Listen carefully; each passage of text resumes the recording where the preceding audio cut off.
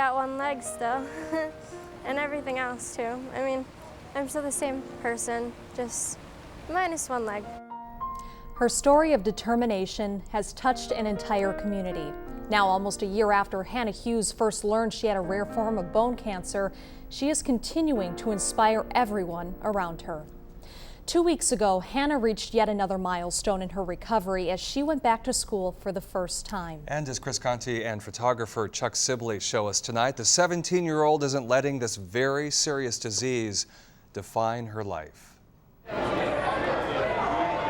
High school cafeterias are often a place of gossip. So you're gonna take the dime from her. A place where teenagers retreat to talk about their teachers, their day, and of course, each other. She's always got a smile on her face. I mean, it's nice to see that she's having a good time still. But the things being said about one student in particular last Friday were especially tough to swallow. I think about putting myself in her place, and I don't know if I'd be able to do it. Hayley Melhorn knows just how close she came to losing her best friend last year. We're like probably sisters. We fight and bicker a lot, but I love her.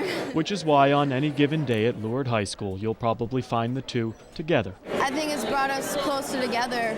I wouldn't ask for a better friend. Things weren't supposed to be like this, though. You kind of just have to let it go. When doctors figured out Hannah's hip pain was being caused by bone cancer last April, Every day is different.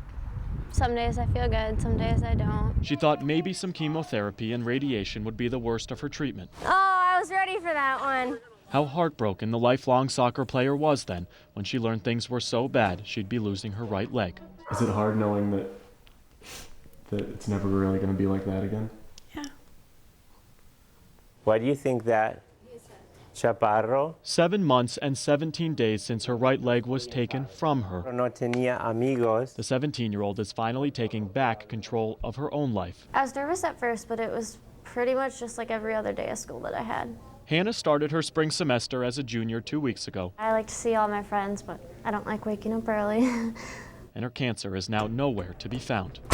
After I stopped chemo, things healed up a lot quicker than they did before. The thing about Hannah's life, though, is that the challenges still keep coming. Even though she's back in school, she still spends 2 to 3 days a week here at St. Mary's for physical therapy treatments. She's just an inspiration for all of us as a school. To just have her back in here, it's very exciting for everyone.